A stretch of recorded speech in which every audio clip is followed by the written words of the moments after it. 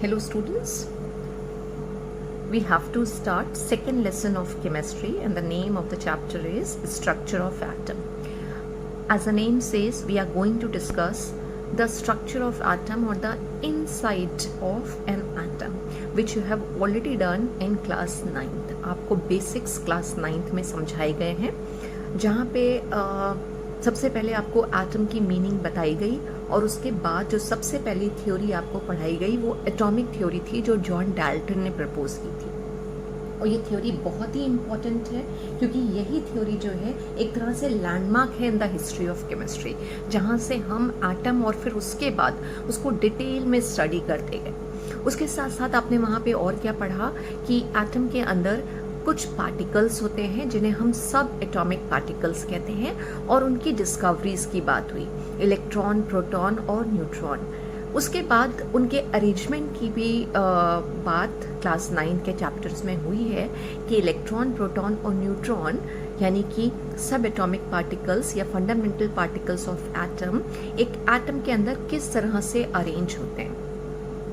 हमारे पास कई तरह के एटॉमिक मॉडल्स आए थे क्लास 9th में, जिसमें से सबसे पहला मॉडल आपको पढ़ाया जाता है थॉमसन का प्लम पुडिंग मॉडल, जिसको हम वाटरमेलन के साथ भी कंपेयर करते हैं, जो सिर्फ बात करता था पॉजिटिव चार्ज और इलेक्ट्रॉन्स की, यानी कि प्रोटॉन्स की और इलेक्ट्रॉन्स की। और वो मॉडल ये कहता था कि एटम जो है वो स्फेयर इन शेप है और उसमें जो पॉजिटिव चार्ज है वो पूरे एटम के ऊपर यूनिफॉर्मली डिस्ट्रीब्यूटेड होता है और जो इलेक्ट्रॉन्स होते हैं वो उस पॉजिटिव चार्ज के अंदर एम्बेडेड होते हैं, बिल्कुल वैसे ही जैसे कि सीड्स रेड पल्प के अंदर। वाटरमेलन में जो रेड पल्प है उसको उन्होंने पॉजिटिव चार्ज बोला और सीड्स को उन्होंने इलेक्ट्रॉन बोला। तो उन्होंने कहा जैसे सीड्स जो हैं वाटरमेलन के अंदर एम्बेडेड होते हैं, ऐसे इलेक्ट्रॉन्स भी जो हैं वो एटम के अंदर एम्बेडेड होते हैं, पॉजिटिव चार्ज के बीच बीच में प्रेजेंट होते हैं और एटम को वहां भी इलेक्ट्रिकली न्यूट्रल बताया गया।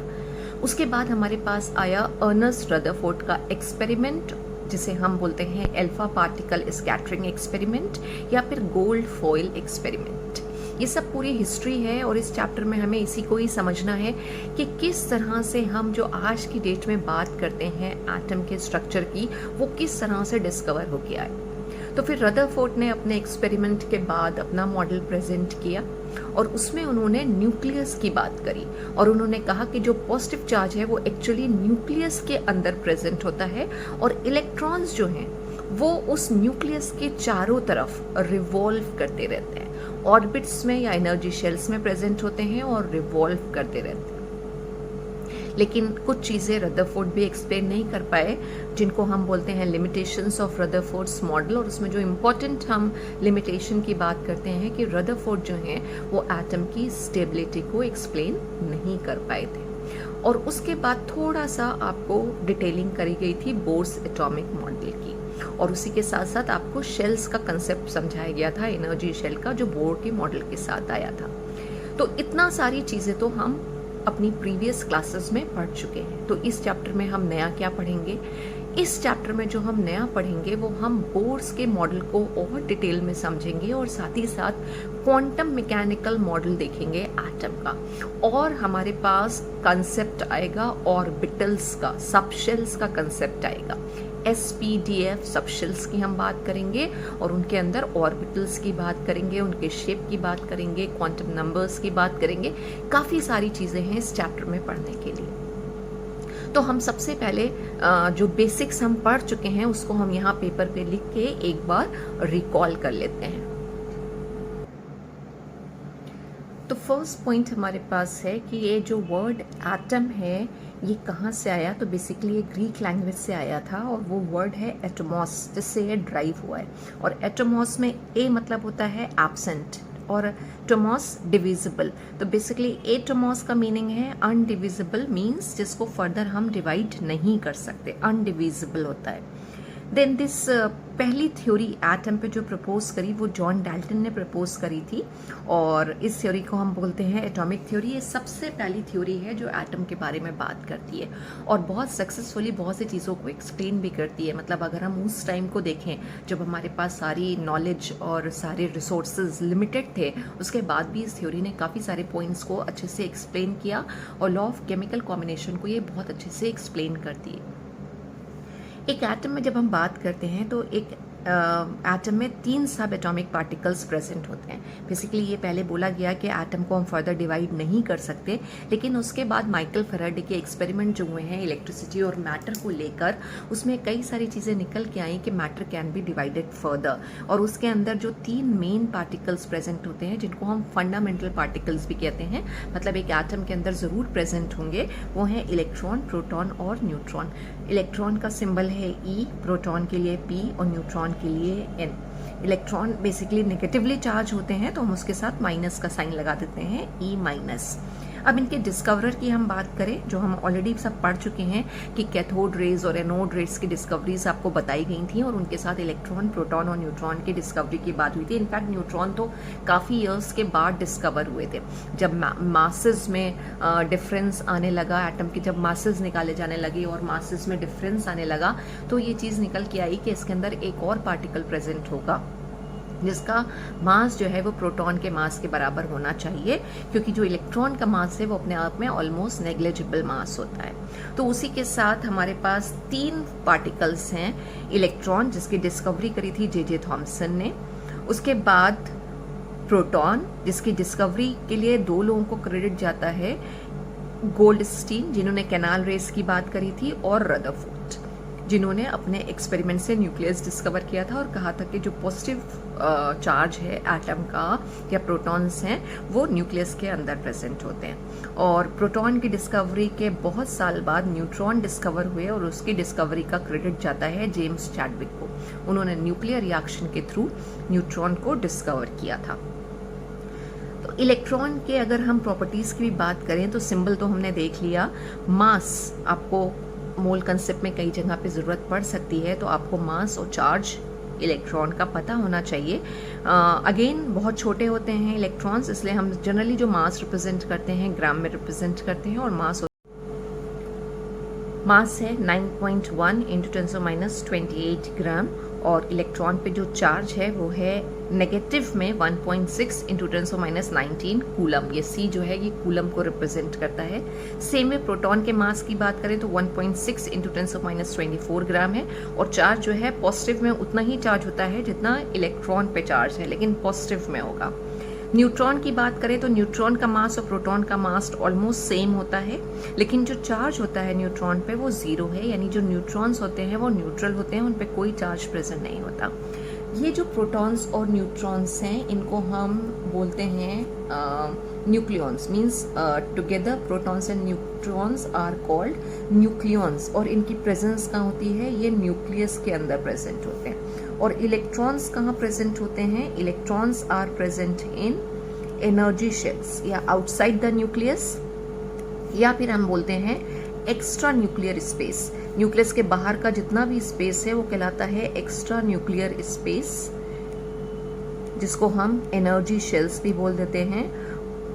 KLMN ये सब शेल्स होती हैं एक एटम के अंदर, और इलेक्ट्रॉन इसमें प्रेजेंट होते हैं। अब हम इसी में ही आगे पढ़ेंगे कि बेसिकली शेल्स के अंदर सब शेल्स होती हैं SPDF, और फिर उन सब शेल्स के अंदर ऑर्बिटल्स होती हैं। मतलब अगर हम इलेक्ट्रॉन की लोकेशन की बात करें तो इलेक्ट्रॉन्स के लिए पहले हमें शेल देखनी पड़ेगी, उसके बाद हमें सब शेल देखनी पड़ेगी, और फिर हमें ऑर्बिटल देखनी पड़ेगी। तो बेसिकली जो इलेक्ट्रॉन्स होते हैं वो ऑर्बिटल्स में प्रेजेंट होते हैं। एक तरह से आप बोल सकते हो कि इलेक्ट्रॉन का जो एक्चुअल घर है वो है उनकी ऑर्बिटल्स, और यहीं पे ही हमें इलेक्ट्रॉन्स मिलेंगे।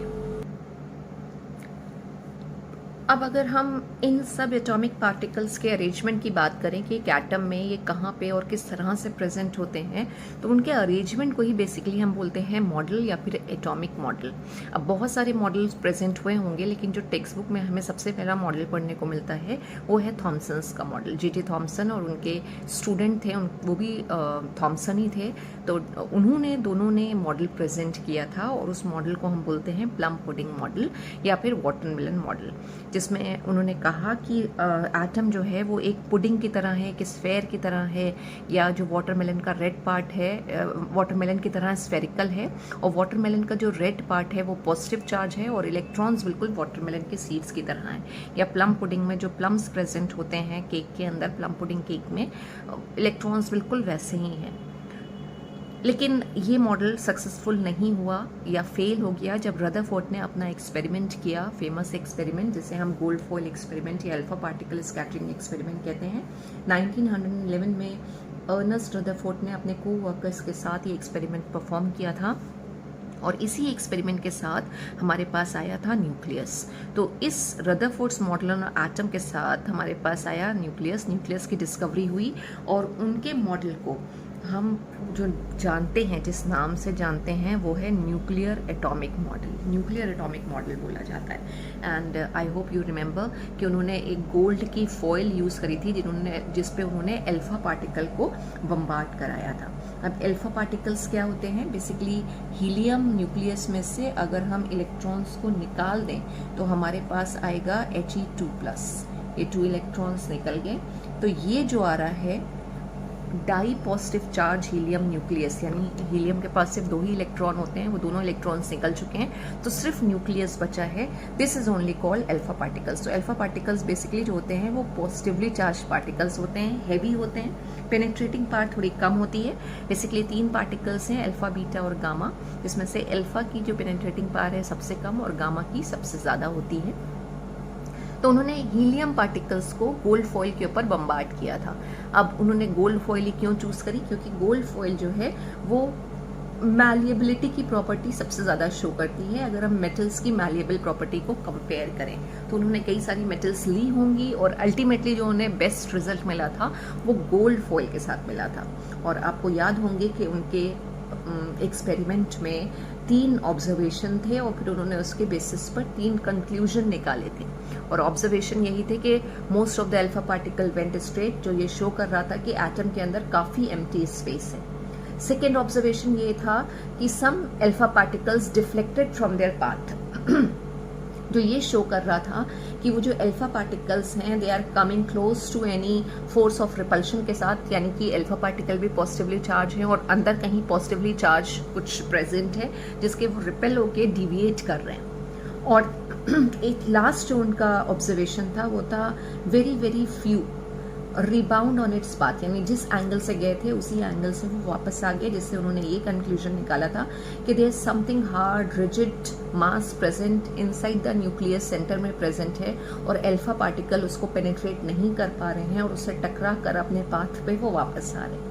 तो ये रदरफोर्ड का एक्सपेरिमेंट था जिसके बेसिस पे उन्होंने न्यूक्लियर एटॉमिक मॉडल प्रेजेंट किया और बताया कि एक एटम के अंदर एक हेवी पॉजिटिवली चार्ज न्यूक्लियस होता है और सारा का सारा एटम का मास बेसिकली वहीं पे कॉन्सेंट्रेटेड होता है। रीजन कि इलेक्ट्रॉन्स जो हैं वो बहुत ही लाइट पार्टिकल्स होते हैं, तो जितना मास एटम का आता है just because of protons and neutrons ही आता है। Now let's talk about the drawback of Rutherford's model. ये भी आपको याद होना चाहिए कि रदरफोर्ड का जो मॉडल था वो एटम की स्टेबिलिटी को एक्सप्लेन नहीं कर पा रहा था। क्यों नहीं कर पा रहा था? अगर हम बात करें, उन्होंने कहा कि इलेक्ट्रॉन्स जो हैं वो ये जो पॉजिटिव चार्ज है सेंटर में, इसके चारों तरफ रिवॉल्व करते हैं, कुछ इस तरह से घूमते हैं।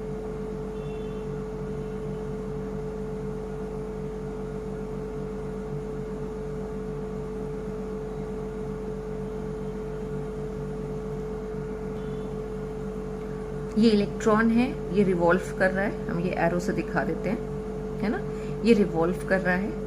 पहले एरोज बना लेते हैं हम। यू कैन सी कि electron is coming closer to the nucleus, पास आता चला जा रहा है, राइट।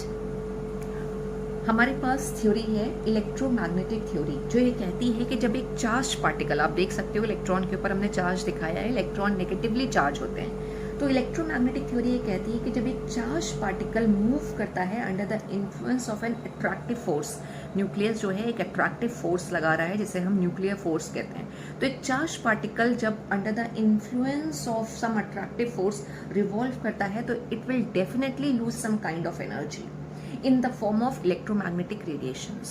ठीक है, उसमें से कुछ ना कुछ एनर्जी निकलती रहेगी, ये मूव कर रहा है तो अपनी एनर्जी ये धीरे धीरे लूज करेगा, और फिर होगा क्या, उससे जो इलेक्ट्रॉन है वो क्या होगा, जब ये कंटिन्यूअस एनर्जी एमिट कर रहा है रेडिएशन के फॉर्म में, तो electron will move closer and closer to the nucleus.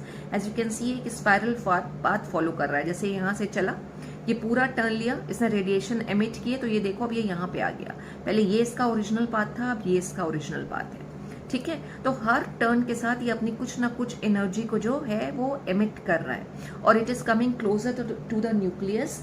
Spiral path को फॉलो करता हुआ ये न्यूक्लियस के पास आ जाएगा, और जो अल्टीमेट रिजल्ट होगा that it will fall into the nucleus, right. और इससे होगा क्या, एटम जो है वो अनस्टेबल हो जाएगा। लेकिन हमें पता है, हमें सबसे पहला ही लॉ पढ़ाया गया, law of conservation of mass, वो ये कहता है कि एटम को ना तो हम क्रिएट कर सकते हैं ना डिस्ट्रॉय कर सकते हैं। तो वो लॉ जो है, वो यूनिवर्सल लॉ जो है, उसको ये थ्योरी प्रूफ नहीं कर पा रही है, ये तो एटम को अनस्टेबल बता रही है, राइट। और बोर ने बाद में इसमें कैलकुलेशन भी किए कि जो एटम है ये कितने टाइम में कोलैप्स हो जाएगा, तो उन्होंने टाइम बताया 10⁻⁻8 सेकेंड्स में। यू कैन इमेजिन कितना कम टाइम है, ठीक है। तो फ्रैक्शन ऑफ सेकेंड में उन्होंने कहा कि जो है ये कोलैप्स कर जाएगा, इतने टाइम में कोलैप्स कर जाएगा। But we know that atom is quite stable, it means the electrons do not fall into the nucleus, that means this model does not explain the stability of the right.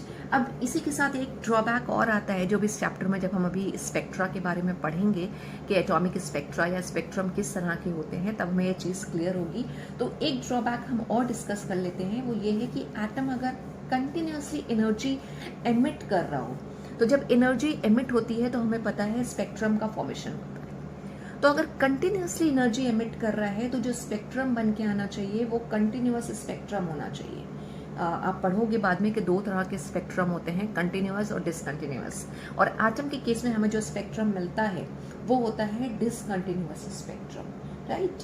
तो अगर continuous energy emit हो रही है तो continuous spectrum मिलना चाहिए, लेकिन continuous spectrum ना मिलके जो हमें एक्चुअल स्पेक्ट्रम मिलता है वो होता है डिसकंटिन्यूअस। इसमें वेल डिफाइंड लाइंस होती हैं ऑफ डेफिनेट फ्रीक्वेंसीज। तो क्या बात निकल के आ गई कि प्रोबेबली शायद एटम में कंटिन्यूअस एनर्जी का एमिशन नहीं होता है, जो बाद में और साइंटिस्ट ने इस चीज़ को प्रूव किया। तो ये तो जो वीडियो है इसमें अभी तक हमने सिर्फ वो बात करी है जो चीज़ें हमने पहले पढ़ रखी हैं, जो इन्फॉर्मेशन, जो नॉलेज हमारे पास है। हमें आगे जो डिस्कस करने हैं मॉडल वो हैं बोर्स एटॉमिक मॉडल और क्वांटम मैकेनिकल मॉडल, लेकिन हम डायरेक्टली उन मॉडल्स पे जंप नहीं करेंगे। उससे पहले हमें कुछ थ्योरीज को और कुछ कंसेप्ट्स को बहुत अच्छे से पढ़ना होगा, जिसमें से एक इम्पॉर्टेंट कंसेप्ट है डुअल नेचर ऑफ रेडिएशन और एटॉमिक स्पेक्ट्रा। यानी पहले हमें रेडिएशन समझना है, उसका फिर रेडिएशन यानी आप लाइट भी कह सकते हो, हमें उससे समझना है, और फिर उसके डुअल नेचर को समझना है। डुअल नेचर मतलब क्या, कि वो एक वेव की तरह भी बिहेव करती है और एक पार्टिकल की तरह भी बिहेव करती है। This is called dual nature. और उसके बाद हमें एटम के स्पेक्ट्रा के बारे में बात करनी है, और हाइड्रोजन स्पेक्ट्रम को हमें डिटेल में पढ़ना है, तब हम बोर के मॉडल पे पहुंचेंगे। और उसके बाद हमें इसी में ही और चीज़ें भी डिस्कस करनी है, और जो हम चैप्टर में धीरे धीरे आगे जब प्रोसीड करते जाएंगे तो करेंगे, जिसमें से concept dual nature of matter भी है, जो डिब्रोगली लिखा जाता है और उसका प्रोनाउंसिएशन है डिब्रॉय। डिब्रॉय ने दिया था डुअल नेचर ऑफ मैटर, कि जो मैटर है, यानी हम अगर अपनी बात करें, क्योंकि हम भी मैटर है, या कोई भी फॉर्म मैटर की हो, एक बॉल ही क्यों ना हो, उसका भी डुअल बिहेवियर होता है, यानी वो एक वेव की तरह भी बिहेव करती है और एक पार्टिकल की तरह भी बिहेव करती है। तो बार बार ये वेव की बात हो रही है, चाहे इलेक्ट्रोमैग्नेटिक रेडिएशन हो, लाइट हो, वो भी वेव की तरह बिहेव कर रही है, मैटर भी। तो हमें वेव को भी समझना पड़ेगा, और वेव के जो पैरामीटर्स हैं, जो प्रॉपर्टीज़ हैं, हम उनको भी समझेंगे। और उसी के साथ साथ हम एक छोटा सा और कंसेप्ट करेंगे, आइसोटोप, आइसोबार और आइसोटोन्स का, या क्या होते हैं ये सारी चीज़ें, जिसके लिए सेपरेट वीडियो बना के उसमें हम ये सारी चीज़ें डिस्कस करेंगे।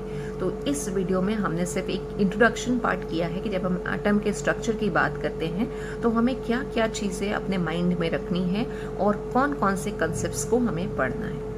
So this is all for today's class. Thank you so much, students.